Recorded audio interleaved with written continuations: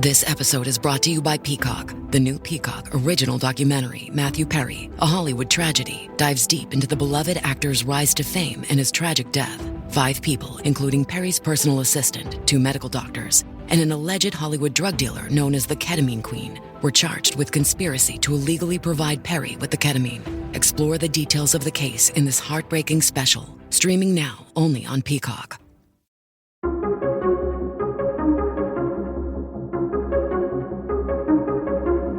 Hey everybody, welcome back to the Reclamation Podcast, where our goal is to help you reclaim good practices for following Jesus. If we haven't met yet, my name is Tony, and I'm your host. With over a decade in the local church, I care deeply and passionately about helping you connect with Jesus in practical ways. Guys, I'm so excited for this conversation. Today, I get to talk to Darrell Flash Gordon, member of the Notre Dame National Championship team, change agent, speaker, author, movement leader. His resource, Change Does Not Happen in a Flash, is so good. And we talk about the change process. We talk about stories. We talk about what it means to pour into the next generation. Man, this guy has a heart for Jesus and a soul for change. I think you're absolutely going to love him. If you do love him, do me a favor, hit that subscribe button wherever you listen to podcasts. Leave us a rating or review on iTunes or Spotify. And as always, the highest compliment you can give us is to share this episode with a friend. Maybe somebody who thinks change needs to happen now. Now, without any further ado, let's jump into my conversation with Darrell Gordon. Hey, everybody. Welcome back to the podcast. I'm so excited today to have a new friend of mine, author, speaker, former Notre Dame football star, Darrell Flash Gordon. Flash, thank you so much for being here today. Thank you, Tony. I'm so excited about being here and having a great time and conversing with you today. So we'll have a great time today. Thank you for inviting me. Well, one of the things that I really love to start with is asking people about kind of the macro calling that God has placed on your life. And so I'm curious, how would you describe the calling that God has for you? You know, it's been clear for me, right? God has asked me to take care of his children, right? And I've sometimes heard it, sometimes I didn't hear it, Tony, but you know, finally I picked up on the message after so many opportunities of understanding what God is trying to say, and calling was to even do the work at Worley Youth and Family Treatment Center, where we provide therapeutic treatment for young men and women that have been abused, neglected, or abandoned. So I didn't know he wanted me to work with such a precious group of young men and women, but he gives you only what you can handle, right? So, and I am so excited about the work that I do, and our team within our organization is just excited about the work that we do, and we get to transform the lives of young men and women that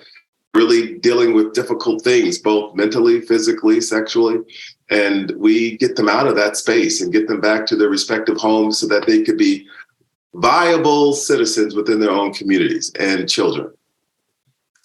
One of the interesting things about your story is that it involves a lot of sports, a lot of education. How did you end up at Wernell? I mean, right, like it seems like out of all the places that you could have chosen to do the work, and you have so many connections in the world, why? How did you know that God was calling you there specifically? You know, it's interesting that you say that, because, you know, with my, as the book mentions a lot about my spiritual life, my mom, I had 5 brothers and sisters, and I was the one that always called to go to church. And at the end of the day, that, Bible study, the church on Sundays, children's church, right? Revival on Wednesdays, right? I was there all the time, Tony. And I think that started my engine going. And then I, had the opportunity to go to Notre Dame, and not intentionally knowing that there was such a faith-based backdrop there, in the way in which every dorm had a chapel, and there's a big Sacred Heart Church where you can, really be in awe of that church. And I think it's one of the 10 wonders of the world. It's unbelievable, but it really pulls you closer, I think, to Christianity. And I just got more refueled. And then after leaving, I did some work in different fields and became an attorney. Thought I want to be a sports attorney and be back in the field of sports. And God said, listen, I got something else for you. And as I was in the sporting field, I was working for the NCAA, and we started a character development program for youth right there. And I was working in their membership department, so really helping to interpret the rules and regulations after law school on the laws that governed our institutions. And but this program, the NFL, NBA, National Hockey Association, National Track, National High School, all of these groups were coming together to address the issue on character. And the NCAA said, listen, we'll embrace it. We'll take it on. I think we got the guy in-house that really can help us grow this. And we'll give it back to you when we're done, right? And you all could begin to implement the program. And they asked if I would be willing to start this program. And I did. And it was just a calling for me to do that kind of work. And later, this opportunity came about with Warrenley Youth and Family Treatment Center. So I said, I'll go. A friend of mine says, hey, come on down and check it out. And I go down, and it's a 100-acre campus, a beautiful campus, but needed a little help, right? And I thought, wow, what a diamond in the rough, right? Just a great place. And I got there, and after several interviews, and there was candidates there was just hundreds of candidates, I remember. And it came down to two people, myself and this other gentleman. But the other gentleman was seasoned. I was 35 at the time. He was 55, and he was a clinician, and he understood their issues. And at the end, the board says, hey, Darrell, we are so sorry, but the board was split, and they went with the other gentleman. I said, well, I understand, because I still love my work at the NCAA. And I went back to work, and then 6 months later, I get a phone call. And like I say, when God works and he moves, he is serious about that movement. And he said, hey, I want you to spend your time here. And I remember going on campus, and I accepted the opportunity when they came the second time. And I was the fourth CEO in 2 years. And I thought, I don't want to be I don't want the fifth one to come right behind me. So we had a lot of conversation about strategy and goals and expectations, right? I thought I'd have that put that on the table early, so I knew what my expectations were. But I thought that the best thing was, I thought I'd probably be there 3 years. And, and it was my opportunity to get my feet wet as a CEO and really help transform them. And after 3 years, I said I needed another, and I needed another. And God says, you need more and more, and you need this and build that. And we transformed the entire campus, 20 years later. So it's been a real blessing for me and my family to have an opportunity to change the lives of young women and men, and it not be all about widgets and dollars and stock options and all of those things that I could have been in, working on Wall Street for years and doing some other stuff. I felt like I was helping mankind, which was gratifying. I love that. I'm really curious. What have you learned about God as you've walked alongside families in treatment? Because I would imagine when Jesus talks about the least of these, there's a lot of people who maybe come across your path that at least for a season would fall into those categories. I mean, prayerfully, not forever, right? But like for a season, I would imagine showing up as a family to a treatment center has got to be one of the scariest moments. What have you learned about the character of God on this journey? He is, maybe not in particular as it relates to the families, but as it relates to Warrenley. Yeah. He's clear. This is my facility. And it's been around for 140 years. And these are my kids. And you need not worry about infrastructure, finances, all of those things, because I will make sure those are taken care of. Your responsibility, Darrell, is to make sure you transform my children and provide the infrastructure and the pieces that are necessary, the staff, the buildings, the culture, all of those things that are necessary to build a great organization and help to transform children. That's what I want you to do for me. And he's clear, because there's been times, Tony, where it's been rough. It's been tough, in the industry. and especially coming out of COVID, where you have to be present. We don't get to say we're going to work from home because our kids reside on our campus. Sure. So there's mandates of, one staff to every 4 kids, and you have to hold firm to that and be present because they need 24-hour supervision. So and then you got the staff crises, where staffing crises, where there's less and less people available to provide that service, or who are willing to provide that service. But I always know when families come, to answer your question, when families come and it's Christ in the same place as us, helping to transform their children. And that's the blessing of having a Lutheran service affiliated organization, right? It's interesting. My book, I was talking about it, and the revelation really came to mind where my mom spent, 18 years with me in development spiritually. Then without no understanding, I go to Notre Dame, not knowing why I went there, right? I had opportunities, to go anywhere in the country, but that's where he lands me. And I knew nothing about Notre Dame.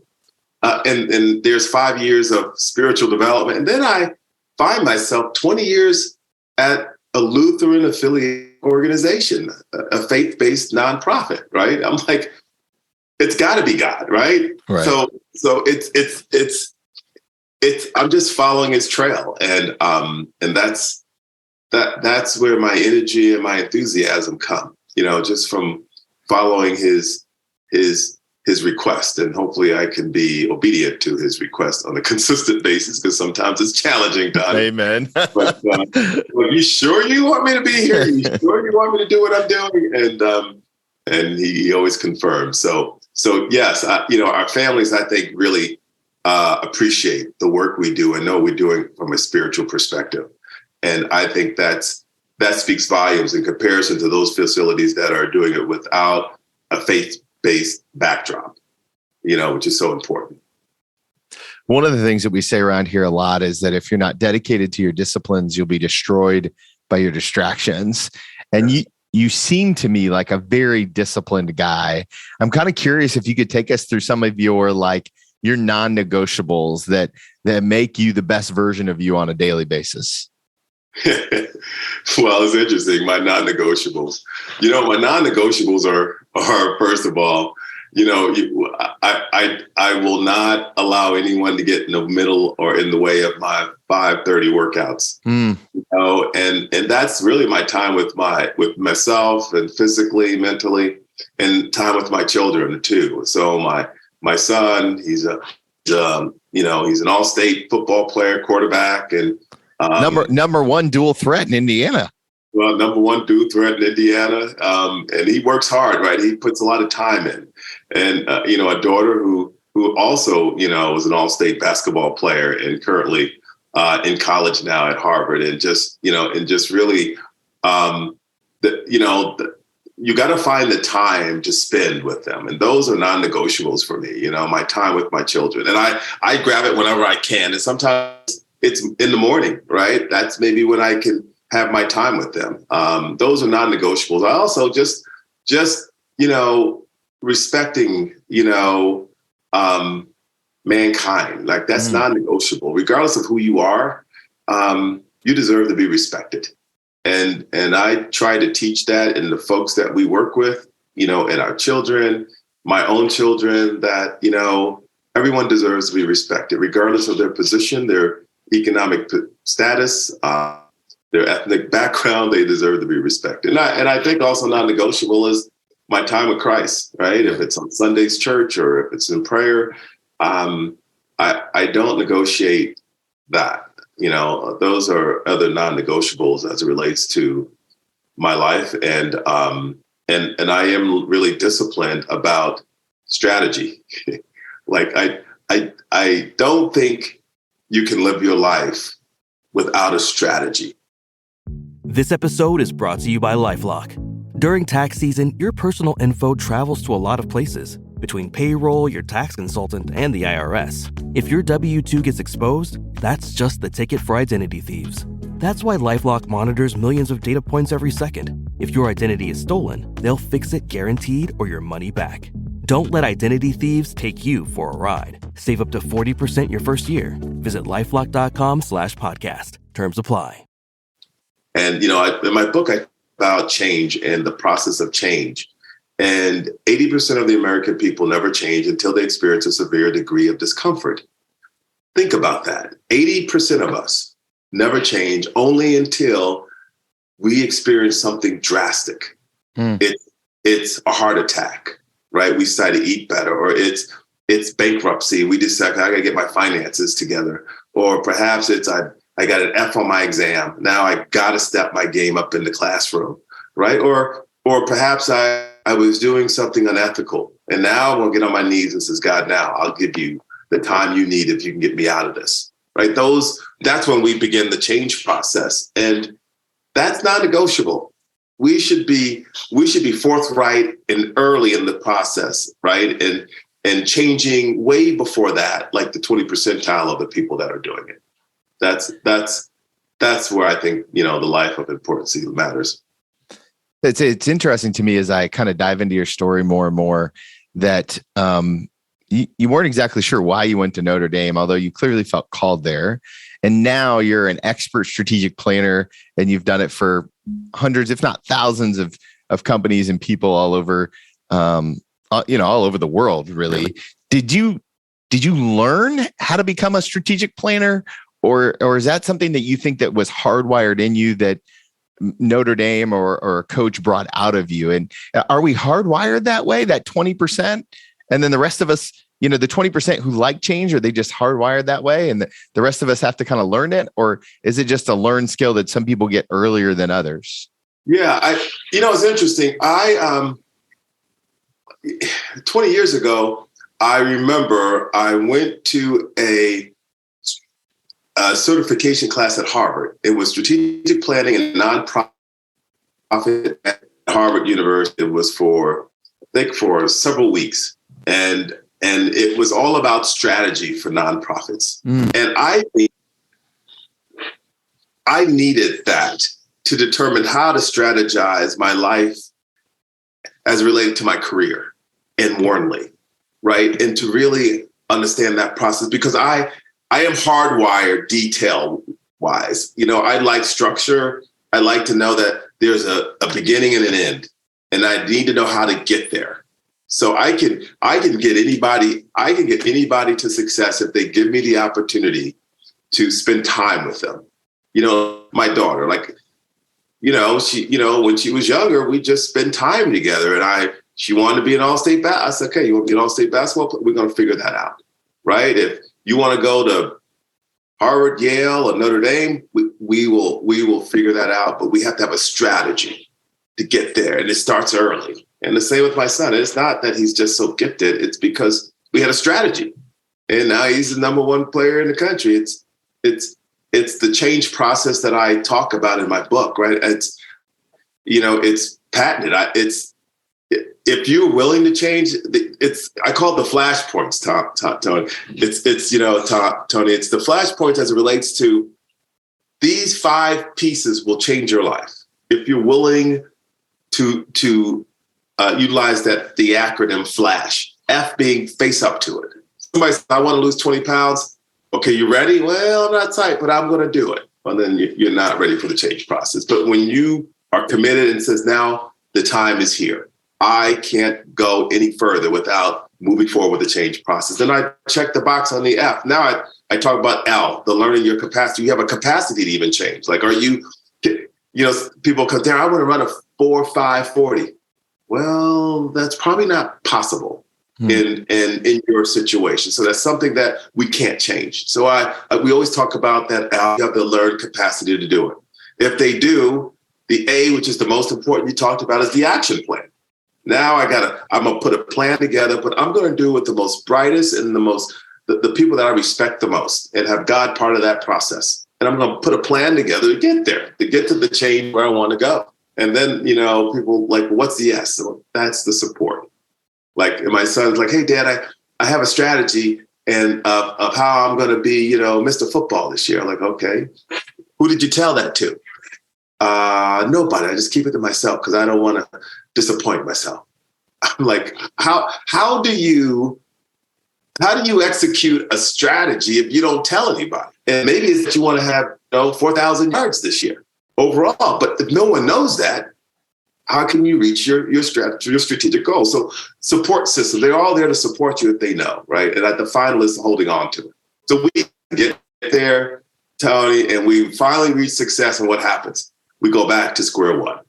So how do you prevent people from, I just lost to 20. Now next year they gain 40, right? They came out of bankruptcy and now they're buying cars and homes and everything else and starting back over again. So the last part is, how do you hold on to it and prevent yourself from dropping back into that place?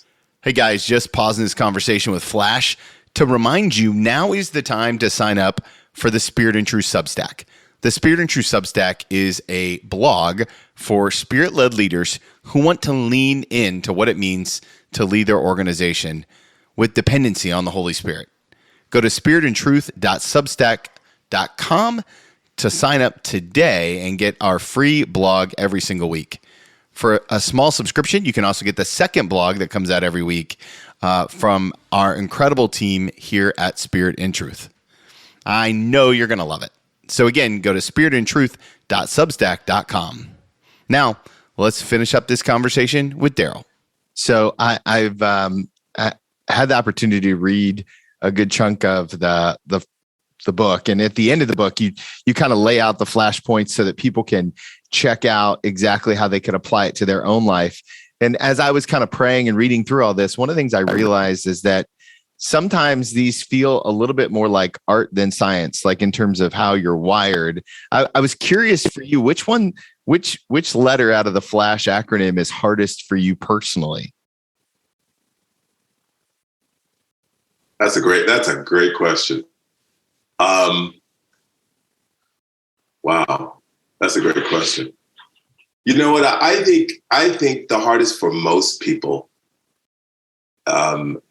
is the F, facing up to it. That's why 80% of us are in that position, right? That's why there's 20% of us that are, it's interesting, the car dealership are already talking about building, electric cars and trucks and Chevy trucks. But there's some that haven't even brought an R&D specialist yet to move their product line to that area. So if they're not even going to be properly prepared for the change process, they're going to be left behind. Yeah. Right? They're gonna have to close their doors sooner or later because they're not going to have a product that people are going to want. So even when people say, "What are you putting time into that?" In the next 5 years, you're going to see why, and we're going to be on the cutting edge. That's the 20%. Those are the people that are getting up every day and they're running for 4 or 5 miles. They're lifting weights. They're doing cardiovascular. Why? Because they're saying in 10 years, I won't have the high blood pressure. I won't have the cancer. I won't have those issues that come with my gene pool with my own family and the challenges that they bring, right? So it's just getting ahead of those opportunities. And my biggest challenge is the facing up to it, being able to say, now I'm ready. Okay, now I'm ready to take on this challenge. And I push myself more and more to be in that space. And it's not easy, right? It's not easy to say you're going to take on the world. You're going to change every child in the world, right? Or you want your agency to be the most prominent agency in our region, right? It's a huge undertaking. But when you're ready to do it, then the whole change process comes to life.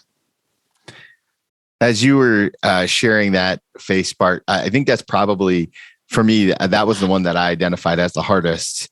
And mostly because ignorance is so blissful. And as you were telling that story, I was thinking about Kodak, right? Kodak didn't know that they were going out of business as they were simultaneously going out of business. I love to get into the nitty gritty. What are some of the practical things that you do on a random Tuesday to make sure that you stay relevant about the things that you need to change that at this point you may not even know you need to change them yet? A great point. Great point. Those things that I do to stay on the cutting edge of change. I'm always reading, and I'm always listening to and talking to others, if it's in my industry about work.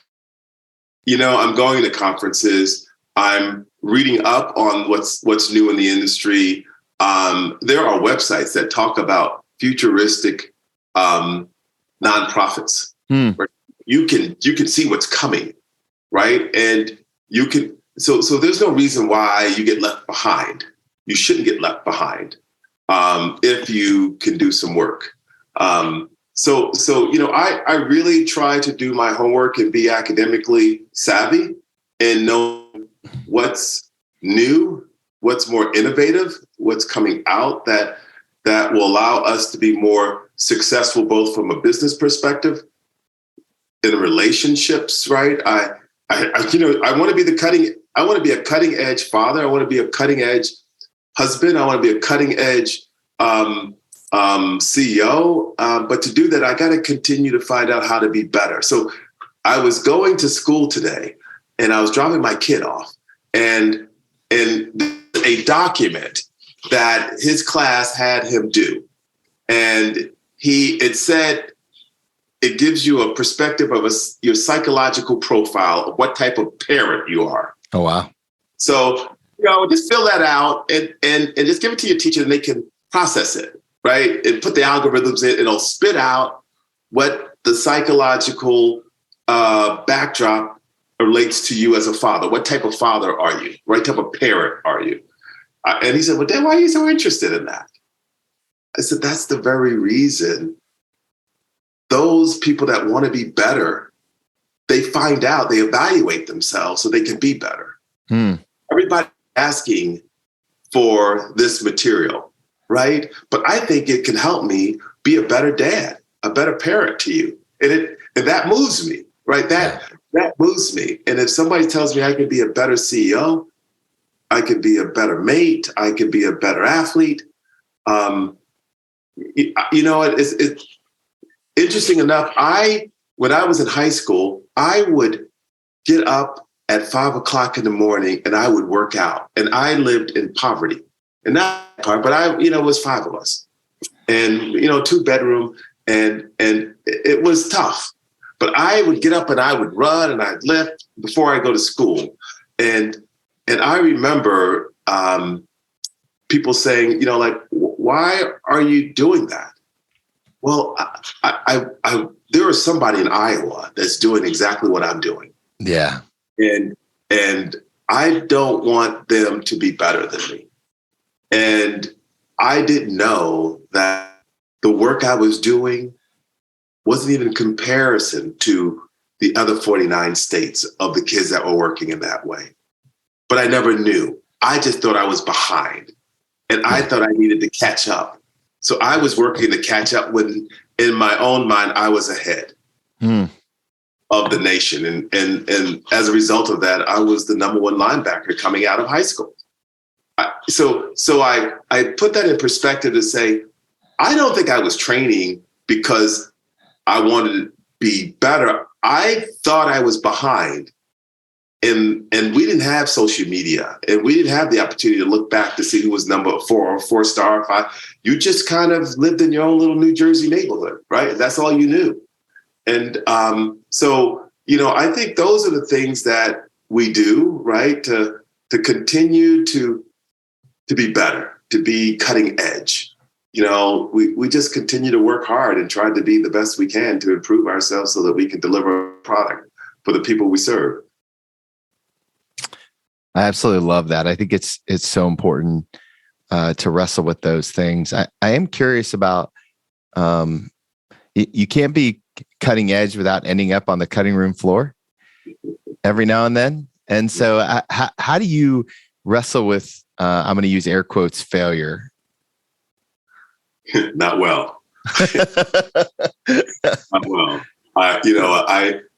There are different types of in the world, and some people that are they don't care what people think, and there are other leaders who care what people think, and there's some that are just in between. I care what people think. Yeah. And, as a result of that, I want to do right by others, and I don't want to fail. And the result of that, if I fail, I'm failing other people. And so as a CEO, you fail the other 150 people that work for you, the 2,000 people that may work for you, or you fail your family, you fail your kids and your spouse, right? It's not just you that fail. And I take that on. I probably take on more than I need to take on. But, there's a community that's counting on us. There's their families that count on us. There's their children that count on us. So everything I do, I try to make sure if I fail as a football player for Notre Dame, that could mean we don't win a national championship. So I got to give it my best so that we can win a national championship. And that's the way I operated. I give them 120% every day so that when the time comes, I was physically, mentally prepared to compete at that level, and we wouldn't lose. And we didn't lose the game. So much goodness here. I have one more question for you, but before I ask it, I know that my audience is going to want to connect with you all over the interwebs. Where is the best place to learn all things Darrell Flash Gordon? I think to go to darrellflashgordon.com website. It's all there, from books to affirmation of people that have, affirmed my work, to my speaking topics, to